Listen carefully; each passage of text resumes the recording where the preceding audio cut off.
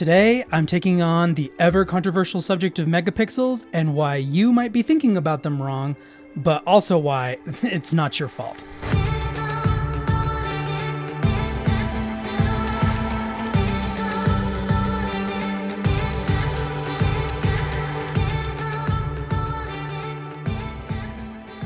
Hello everybody, and welcome to the SummitBid YouTube channel. My name is Kemper.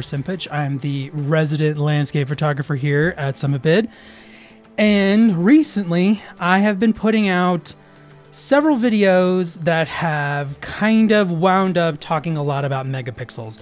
I did a review of the Nikon Z8, and then I did a comparison of the Nikon Z8 versus the Sony a7R5. And surprise, surprise, megapixels came up a lot in those videos. And the reaction to some of my thoughts and opinions about megapixels in those videos has been interesting for me. I am kind of discovering that the subject of megapixels is a touchy one in the photography community. And today I really kind of wanted to unpack megapixels and share with you my philosophy and my approach to megapixels and when resolution matters and when it doesn't, and also why you might be having this reaction to megapixels and all of this stuff. So before we jump into this megapixel discussion, it would be a huge favor to this channel for you to like and subscribe to this video. We are still a pretty small YouTube channel, and every like and every subscribe actually matters. So when you like this video, when you subscribe to this channel, we see that you have, and we notice and feel that impact to our channel. So as we continue to grow, you can kind of help us with establishing this relatively new YouTube channel. Also, if you hit the notification bell, you're going to be the first to see some of our new projects we've coming out. I have a full-length guide on the Sony a7R5 coming out in the next couple weeks. That's been in production here for a while. We're really excited about that. It's basically the a7R5 version of what we put out for the Nikon Z8 earlier in August, and so we're really excited to get that out. We've got tons of other content kind of surrounding the a7R5. Toby's got stuff coming out. Brandon's got stuff coming out. All right, so let's dive into this touchy subject of megapixels and where I'm coming from with how I am imploring you to maybe think about megapixels a little differently is moving it from this idea of megapixels being a value thing or an asset thing and turning it into where megapixels are a resource thing or something you can use to accomplish something that you might want to accomplish with your photography. A high megapixel photo isn't inherently better than a low megapixel photo. A high megapixel camera isn't inherently better than a low megapixel camera. And we know that with our heads, but it's so often it feels like it's this emotional thing. There's this emotion attached to megapixels. And I was thinking about this. This isn't your fault. The camera companies have turned megapixels into this real value thing. They literally assign dollar amounts to megapixels. If you look at almost every single camera company out there that I can think of, and has a high megapixel and a low megapixel version of some type of baseline camera. You have Sony, you have the A7 series and the A7R series. You have Nikon, you have the Z6 series and the Z7 series. You have Canon, you have the R6 and the R5. You have Panasonic, you have the S1 and the S1R. You have Leica, you have the SL2S and the SL2. You have these two cameras that are very, very similar in all other aspects. There's a few differences with some of the companies, but generally very similar in all aspects, except for one has more megapixels and costs $1,000 more. Generally speaking, give or take $1,000. And that's the rub right there, is that we look at it and we're like, wow, the A7R5 is a little, in the case of the A7R5, a little over $1,000 more than the A7 IV. And like the R5 is about 1,000, give or take, maybe a little bit more than the R6. It's this literal value thing. And like, I don't know what else the camera companies are going to do. They're not going to release a high megapixel camera and charge less for it. You're getting bigger images, right? But I think that has kind of trickled down into photographer psyche, where they're like, well, the A7R5 is a better camera than the A7 IV, or even the A7R4 is a better camera than the A7 IV. And it's not true. Like, yes, you can do things with more megapixels, but it does not make it a better camera, and it does not make the images taken with it better images, especially if they're just going to sit on a hard drive. All they're going to do is just take up more space on that hard drive. So what I'm saying with how to kind of think about megapixels is, instead of thinking of as this asset, this value thing you have in your hard drive bank, think of them as a resource or something you can use to accomplish your photography goals. And sometimes they're not going to be that helpful. As a matter of fact, for a lot of photographers out there, if you're a wedding photographer, there's very little, I feel like, that more megapixels after up to a certain point, right? Like, I feel like if you're a wedding photographer, that 24 megapixel range is perfect. You can still do a little bit of cropping. They're high res enough they can print at almost any size a client would want. So, you're not the clientele for an A7R5 or one of the higher megapixel cameras, a Z7, Z8, Z9. And I also think that's a contributing factor. Just a quick side note is that, like, with Nikon, they've released all of these cameras at that 45 megapixel part. And it's starting to look like that's where they're going to the standard. And eventually the standard does go up. We've seen that over and over as the industry has gone on. Like, it used to be 12 megapixels, and it was 16 megapixels, and then it was 24 megapixels. And, before long, I do think that 45 megapixels is going to be the standard. Like the A7 IV, it's maybe a little bit of a hot take, but it could be 45 megapixels when it comes out, in a year or two. Obviously, everything that you might want to accomplish with photography can't be done with resolution. So let's talk real quick about like what you might be able to do with this megapixel resource. And the first thing that you can do, that is the funnest thing you can do, and that's pixel peep, because you have more detail. And pixel peeping has kind of a bad name. I think a lot of people, they get on YouTube or in various places and they're like, oh, I'm not a pixel peeper. Like, it's this shameful thing. I'm a big time pixel peeper. I love pixel peeping. Oh man, this is almost a tongue-tied. I'm almost getting tongue-tied here. But I enjoy zooming in and looking at the details of an image. And the more detailed an image is, the more fun I have doing it. That's a way that I enjoy my own photography. I love even looking at a full-size image and knowing how much detail is there is a fun thing for me. It's something I enjoy.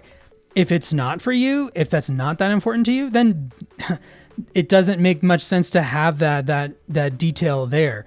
And, since we're talking about detail, something I wanted to kind of mention that I think is kind of a myth on megapixels is that higher megapixel images are sharper. And sharpness is like, yes, you can resolve more detail. This is kind of a delicate balance thing here. Yes, you can resolve more detail with more megapixels, but sharpness really comes from the lens. Like how an image renders and how sharp it looks and feels is the lens. So you can get a really, really sharp image at 24 megapixels, at 16 megapixels, if you have a really good lens on the camera. It's not an inherent thing of high res images that they're sharper. As a matter of fact, in order to get a sharp photo at high res, you need an even better lens. So it really is this like ascending thing where you're like, oh, I have this high res camera. I remember when the A7R4 came out and at 61 megapixels, which was mind blowing. A lot of the Sony lenses just did not resolve it that well. I remember when the D850 came out, Nikon had to release a list of lenses that it recommended for the D850 at 45 megapixels that it felt were sharp enough to use on the camera. It was kind of an interesting time. So its sharpness is a little bit disconnected. Now you can experience sharpness in a larger way with more resolution. You can see more details that are sharp, but actual sharpness is not inherently a megapixel thing. So since we were talking about pixel peeping, I wanted to jump in and kind of disconnect that myth from resolution. So pixel peeping, that's the first thing that resolution is nice for. The second thing is it gives you more editing versatility. And what I mean by that is mainly cropping. Also, a little bit though, I'm also talking about dynamic range. Now, this is a subject I'm maybe going to have to do more research on, but it seems like there is a correlation between the higher megapixel camera for any given company having better dynamic range. Certainly the A7R series has better dynamic range than the A7 series.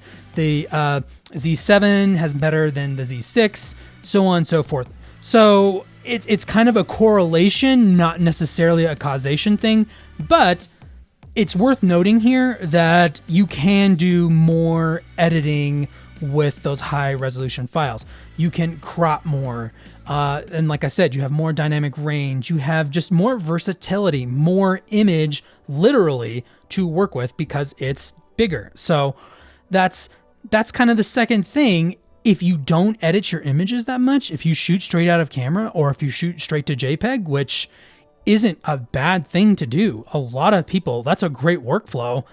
Then again, yeah, then it just doesn't, then you're not utilizing some of that leverage. That's kind of the second thing. The third thing, and the one that you probably hear the most often, is you can print bigger. You hear that all the time. And so I have a lot to say about this particular one because my brother and I ran a gallery in Colorado Springs for several years that had a lot of my images, and I printed them huge. And to be fair, the more resolution, the better the prints turned out. That being said, like, not all of my images are super, super high resolution.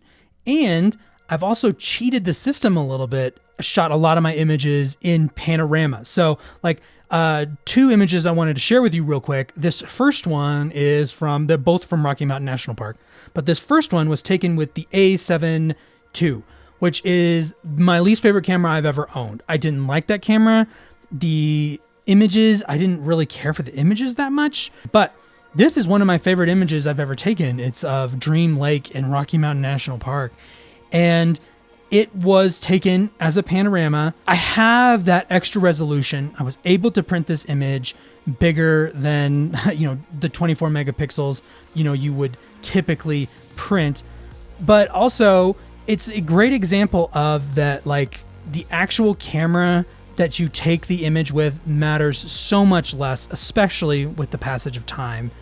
This image, this was crazy. It was 15 degrees below zero. The winds were super, super fast. I got burned from the snow on my face. It was like red from like sunburn just from the snow hitting my face. But I really love how this image turned out.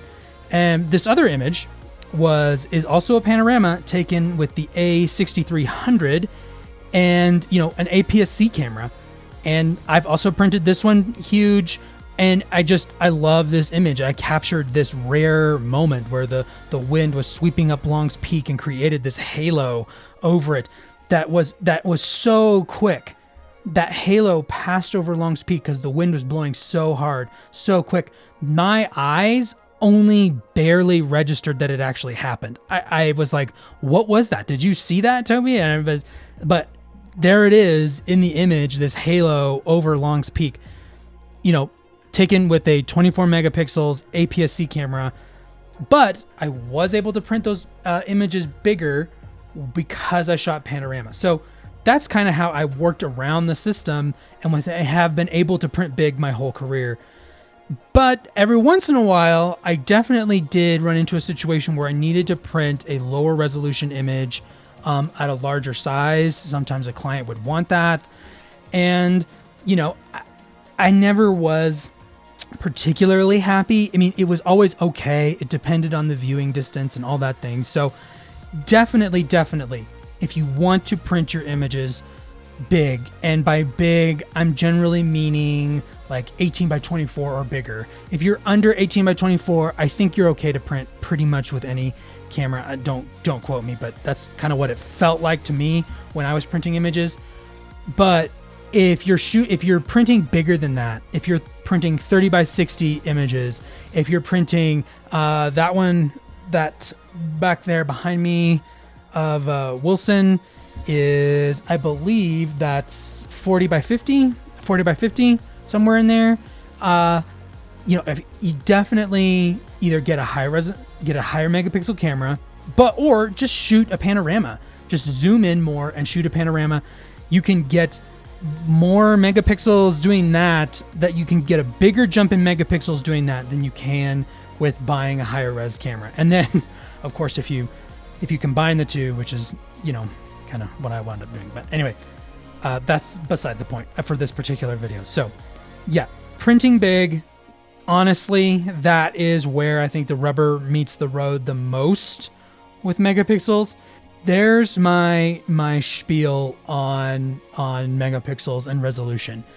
And as you can see, once you really break down what megapixels help with, they lose some of their mystique. It's like, oh, it's a 100 megapixel image. I remember when the GFX 100 came out, it's like, oh, it's a 100 megapixel digital image. I've shot with that camera, and it's super cool to have 100 megapixels, but it's not. The images are still, they're the images that I took, right? So to loop this back to the beginning of the video where I was talking about this asset value mentality with megapixels, where this camera is better than this camera because it has more megapixels than this camera. No, this camera is better. Like, that's where I feel like the mentality, if you change over to, okay, what do I want to accomplish with my photography, and will megapixels help with that? It just, like, it takes some of the mystique away, right?